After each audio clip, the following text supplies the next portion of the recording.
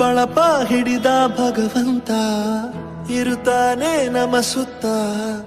ಅವತಾರ ನಾನಾ ರೂಪವೋ ಹಣೆ ಬರಹ ತಿದ್ದಿ ಬರೆಯಲು ಕತ್ತಲೆಯಿಂದ ಬಹಂತ ನಮ್ಮ ಕೈಯ ಹಿಡಿಯುತ್ತ ಕರೆದೊಯ್ದ ಬೆಳಕು ತೋರಲು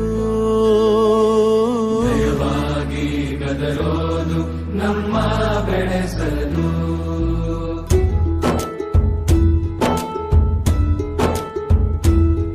ಭಾಷೆ